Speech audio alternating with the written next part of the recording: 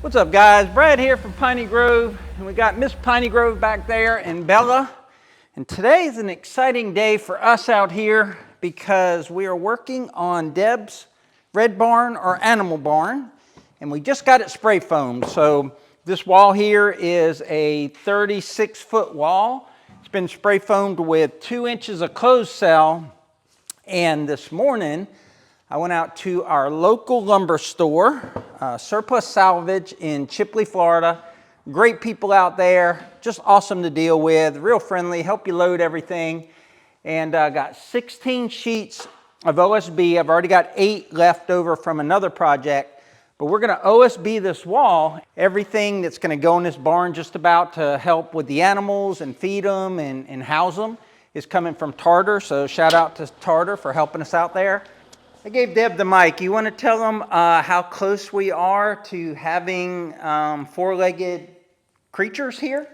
We are so close. We're actually so close, besides us doing this, that we went yesterday to our local Tractor Supply and we bought milk supplement, we bought starter feed, and we bought bedding, and we bought stall mats. So we are super close. It's getting real. It's exciting, and I so want to post up a picture of what we're getting first, but I'm not going to, because we want you guys to be surprised when we do show him or her, whatever it shall be. Okay, I'm going to give you a hint. It moves. So stay tuned. But yeah, we're super close. We're super excited about getting the babies. Right now, we're going to start with one baby. And then as soon as they have another baby available, we'll get him or her. But we're going to take what they have now, and I'm telling you, Is it worth the wait? it's fantastic. This same farm, a local farm, wonderful people. They had one available about 6 weeks ago, but we just weren't ready. And I could have done a makeshift pen, and we could have had this little guy, but it just wasn't the right timing. And I was a little bit sad about that, but I was at peace with it. Well, the same farm sent me a message this past weekend and said, hey, look what we got. And I said, hey, we got our stalls we're putting up this weekend. So I'm so at peace with this little guy. It's like he is meant to come with us. So I just gave it away saying he's a little guy. So, okay, so now you know it moves and it's a boy, but you don't know what it looks like. So, all righty, pray for us in this process today because we're not young, and OSB is a little bit heavy, but now that I'm standing in front of the wall, it doesn't look as intimidating as what I was thinking. So stay tuned. Let's see how this goes. I told Deb this will be easy because these are 12-foot sections, but they're really not 12-foot sections because we have 5.5-inch posts there. So I was just measuring because OSB is 48 inches, and the first 48 inches doesn't fall on a stud because of the way the sheet metal is over here. So I'm going to have to either rip the first one to 46.5 or maybe 48 will fall here. No such luck. If I rip one to here, then 48 will go here to that one, and then to this one. So yeah, it's not going to be as easy as I thought. One sheet won't have to be ripped. The other 2 will.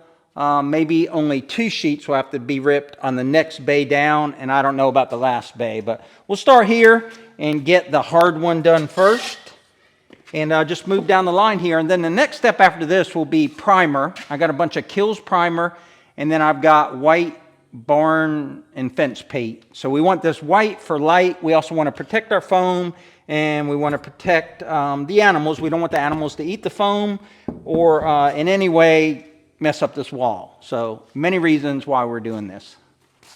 So I don't mind building stuff, but it's getting everything prepared. And then she got something. She got Bella is 100% a hunter, and she either just found a frog or a lizard, and Deb's going to chase after her. What'd she get? Frog? R.I.P. lizard. Oh, she got a lizard. Lizards are fast, but Bella's faster. We're going to be using a brad nailer here, and Deb, come on, baby. Come on. Put your back into it. Deb's trying to cut it with the pencil. That's what my dad would say. You don't cut with the pencil, you cut with the saw. Well, I got 2 or 3 lines there. Thanks, Deb. So if this were you, would you use that line? Would you use that line? I think there's 4 lines there. There's definitely 2 here. I don't even know how I did that. Great job, Deb. I try. You know, we like to make everything a challenge.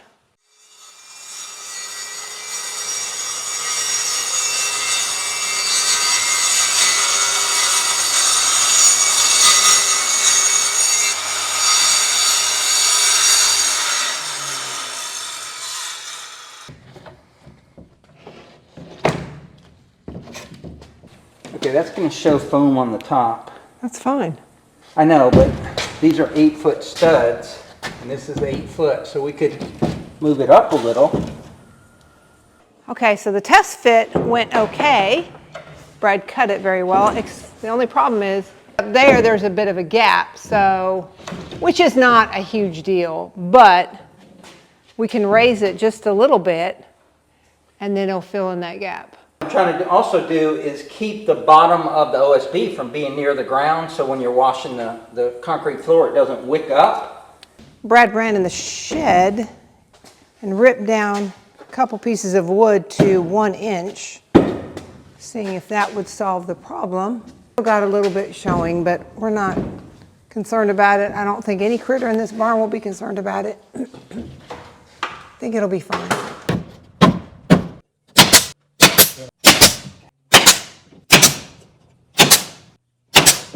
So because that stud is off a little bit, and because they didn't run this true, like in some places it comes out and goes in, and we find that a lot. We saw that when our house was getting built, is that framers want to do it quick. And whether it's 15.5 inches or 16.5, they don't care. That's close enough.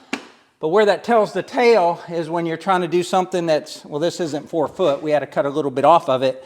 But I'm showing half the stud on the bottom and barely any stud on the top, so we pried it over the best we could. And now Deb's going to go through and she's going to hit it with the 1 3/4 brads, and then I've got some stainless steel screws. Because the last time that we used just this, people were like, "Is that all you're using to hold that up?" And this isn't a structural wall, right? This is just a wall that blocks the sun, keeps the animals in. It's not holding anything up. But we are going to put some screws and some of these air-driven brads in it. So without Googling it, do you know what OSB stands for? If you do, leave a comment down below. When they put the J-bolts in, the washer that holds the stud down to the concrete, the washer's overlapping. So now I have 2 choices. I can cut the washer, or I can cut the bottom of the board of the OSB.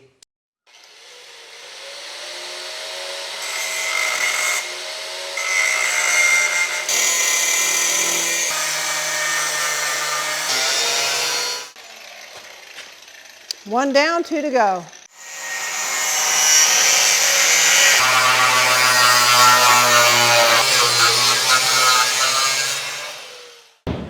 Yep.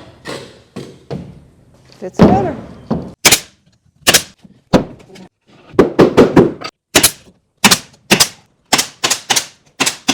Well, we had another favor done for us by our friendly framers. Deb and I were chugging along doing full sheets, and I put up the second full sheet, and they put their stud on the wrong side of the mark. So instead of being at a 16.5 inch center, or 16 inch center, I'm sorry, it's at a 15 inch center. So we had to cut like a inch off of this to make it fit. So they slowed us down, but we'll be back on track with this one. But I think we have to cut the next one. But Deb, how's it going so far? I know that you get a little anxiety whenever we have to do a project like this together. How's your anxiety holding up there? Brad's really good at, honestly, everything that he does. And because things come naturally to him, he just assumes they come naturally to me, and they do not. So sometimes it's assumed that I know something that I don't know. But so far, this has been straightforward. He puts the wood up, and then I nail it down. So speaking of nailing it down, I got to nail it down. Excuse me. I'll be get right the nailing, girl. She loves that thing anyway. I do like this. I like the noise. And I like Okay, the ease. let's, See, he said okay. He stopped me from nailing. All right, right here, and start top of my foot and come up. Top of his foot. He trusts me. Well, you know what? Just do one down there. So he only trusts me so much. There. So what we're doing is we mark the concrete where the studs are so we don't have to measure them, and then I just run a 2x4. No, don't put it in yet. What we're trying to make sure is that we don't have bow to it, so I want to work it from here out instead of tagging the ends. Now OSB, you're supposed to leave a little gap in between, and this has a gap only because the 2x4s aren't plumb. Shocking. All right, let's get our 2x4 for our verticals here, and we'll show these folks our super duper system. All right, so Deb went along the concrete, and every place there's a 2x4, she marked the center of it on the concrete. So I just come up here where I can see the center of the 2x4, the stud, and then I just run this down the side of that 2x4, and that way we don't have to measure, put marks or anything on the OSB. Now a couple times Deb has been a little overzealous with her little nail gun, and she's run out of nails and she was shooting air. I did it one time in one nail. Now it's empty. That'll show her. I showed you. You sure did. Oh, There's I gave you two. That's why. The price of good help nowadays. Free. I'm free labor. Can't complain about free labor. If I jump up, you want to turn the ladder? No. I don't think you're that quick. Or I'm not that quick. Based on what you thought it was going to be, because I told you it was going to be easy, and we've had a little bit of challenges, but not much really. He says every project's going to be easy, so I always take that with a grain of salt.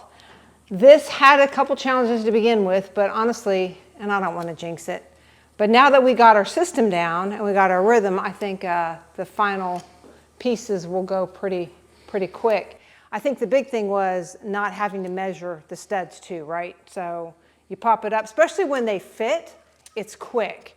Pop it up, hold it in place, use the brad nailer. I mean, boom, boom, boom. Earlier, we're always going to have to cut one per bay, but we had to cut two per this bay because they had that stud an inch and a half off. So if they've got the studs right on the next one, so we'll see. Then we'll only have to make one cut. But then we're going to have to go back and put the screws in it, and then we got to prime it and paint it. But this will definitely be done today, this project. Oh, now you went and jinxed us.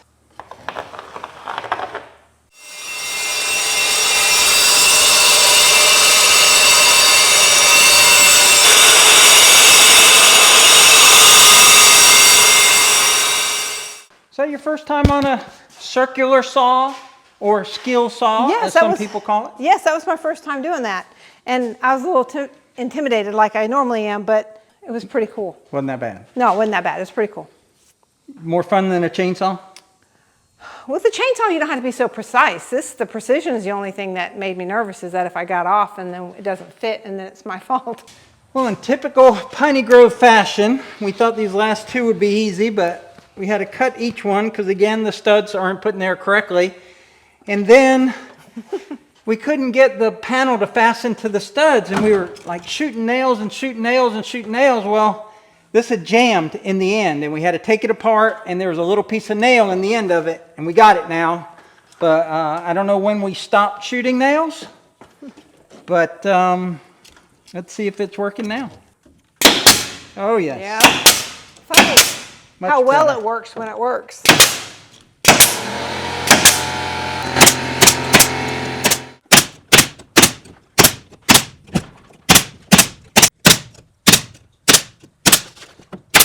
All right, last one.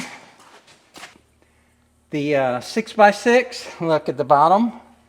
It's got a bow and it's pushing out. Of course it does. I mean, in a big way. Of course it does. Part two of the last part. Took a whole 1/4 inch off. Better fit. Beat it to fit. Paint it to match. All right, babe, run it up. Nice butt Yeah, shot for the camera. Oh. You're good. That's even worse. This is a family show.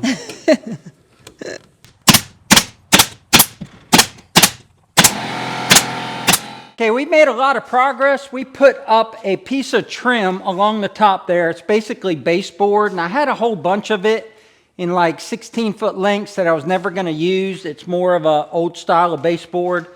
So we cut that to fit and put it up there, but the rest of the OSB has all been nailed off, and also I put a lot of stainless steel screws in it on the joints and also across the top and the bottom. And now Deb is getting ready for painting or priming. We're going to prime first, because if you don't, all of this black will show through. This black ink will bleed through the white paint. So we're going to prime it, and after Deb gets done with taping off, and of course Bella's with us because Bella's always with us. I think we're ready to start painting. I'm going to mix up the primer here. I don't know how much I'll need, but I've got 3 gallons here. I picked up when I picked up the OSB this morning. All right, here goes the first primer on Deb's barn. There you go. Now remember, we're going back over it with white, Deb, so, and it'll actually bleed through that primer a little bit, but it won't bleed through the white that goes over top of it. This Kills is not easy wash off with water. I assume it's wash off with water. I didn't read the instructions. I just assumed it was, but normally with paint with water, you can get off your hands and off your that paddle I was using to mix the paint. It was hard. I couldn't get it off there.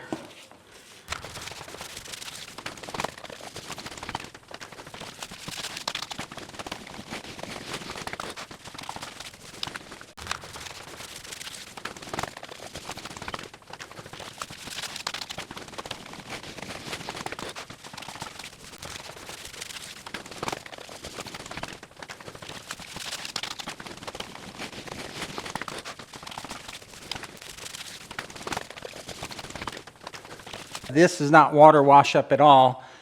So mineral spirits easily cleaned up my brush, and it's cleaning up my little paddle stir thing too. So that's just over 1 gallon. I don't think she's going to need that much to do the rest of it. Now, one of these gallons I poured into that one. But if we get away with 1 gallon on 36 feet, I think that'll be pretty good.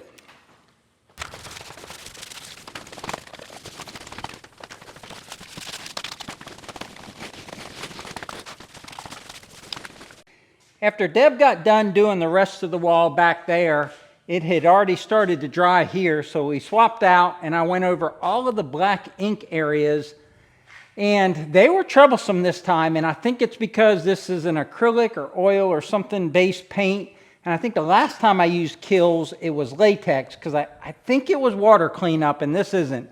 I had to get mineral spirits for this. But it dissolved that black ink on that OSB like immediately, and then you started spreading it everywhere. So we learned from that, and down here we did the black first, and then we did around the black, so we didn't move the black ink over top of the other areas, and it came out a lot better. So with that, there'll be no chance that anything bleeds through for the final white coat. Now I can't remember if when I did this before, if I did 2 coats of white or 1, I'm guessing 2 because I bought 5 gallons of paint. But we'll have to see tomorrow when we finish this job, and tomorrow for you is right now. Welcome back. It's the next day, but I wanted to show you something before I finish up this paint job. So we've got about an 11 a.m. sun. It's been beating on this wall, and this is the other side of the wall is the wall we've been working on. So I want to show you how hot it gets in the direct sun, and then we'll show you how much cooler it is inside. Direct sun reading, 123.8. And that's had, 3 or 4 hours to bake in the sun. Now let's go inside and see how much of that's transferred inside to the OSB. So here's the wall as we left it last night, and I took that measurement right about here, 89.6. So I've forgotten already what it said before, but I think it was 128. So that's 28 degrees plus 10 degrees. What's that, like 38 degrees difference? It's 38 degrees cooler on the inside of that OSB than it is on the outside sheet metal. Let's get to painting and get this done. And the paint I'll be using is Glidden Barn and Fence Wood Finish. And this is soap and water cleanable. And we're probably just gonna go with one coat here. We'll take a look at it after we've done that one coat, but I think one coat should be sufficient. I'm gonna try to use this same roller from yesterday that had the primer on it. And it's not because I'm cheap, but as much as I don't want to throw that in the landfill because I couldn't clean it. I don't want to throw it in the landfill if I can get one more use out of it. Oh, I didn't think Miss Piney Grove would show up. I mean, yesterday took a toll on both of us. My back is really hurting, and then her hip is really hurting. I came out here after church because I don't think he needs to be doing this. Like he said, we hurt ourselves yesterday because we're not spring chickens. I think this is probably worse for his back than it is my hip. So I'm going to see if I can wrestle that away from him. It's funny how people do things differently because rolling paint is rolling paint. Deb doesn't like the handle on the roller, but I do because I can get the top with it and then I can back up and go all the way to the bottom. And the way we get the bottom edge is just kind of slam it into the cardboard. But she doesn't like it. I don't know why. Maybe I don't like to bend, or I can't bend because of my back, but I don't like to have the short handle. What was that? I don't feel like I have control of it with the big stick. I can't feel it. I want to feel it. It's not Michelangelo or Picasso here. It's a barn wall, so. We do have to establish a pasture that's attached to this barn, and we haven't done that yet. So our thought is that we get this done, we get the stalls up, we've already got all the bedding and the food and everything for the animal that is arriving in a couple days, and yeah, she's so excited. But we don't have the fencing, but it's a small animal, so I think Deb's gonna have it on a leash like a dog. Yeah, he'll come with his harness and a leash, and he's not a large animal, so he won't be turned loose anyway. So we could also make a little temporary little area so he can run free. And that's probably what I think we'll do, is just a little temporary area. That way he doesn't have to be on his harness. But again, well, what about he's whittle. How long's he got to be on bottle fed? That's debatable because the farm owner said that everybody's different and every critter's different. So we're going to let him decide, but we're going to start him on a starter feed. How long do you think? I'll probably have the oldest cow bottle fed ever because I'll enjoy it. They'll be like, Debbie's 2 years old. He doesn't need a bottle, but he likes it. Anywhere from 4 to 8 months, I think. So we'll see. Okay, so we'll have the only teenage farm animal that is still being bottle fed. We're going to have Deb wrap up this wall, and then we're going to wrap up this video.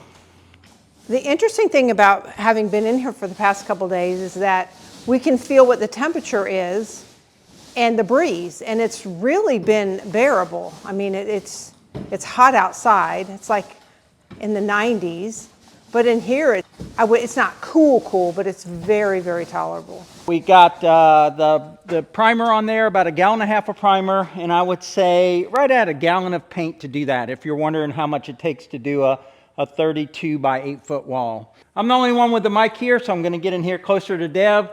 Hopefully you guys enjoyed the video. If you did, please click that like button, and until next time, remember, life's short. Tractor hard. So hopefully you guys enjoyed the video, and please stay tuned because there's a lot more to come. But as we always say at the end, remember, life's short. Be kind. We're out of practice here. You pointed at me. Life's short. Be kind. Tractor hard. And check out these 2 videos right here. They're pretty cool too.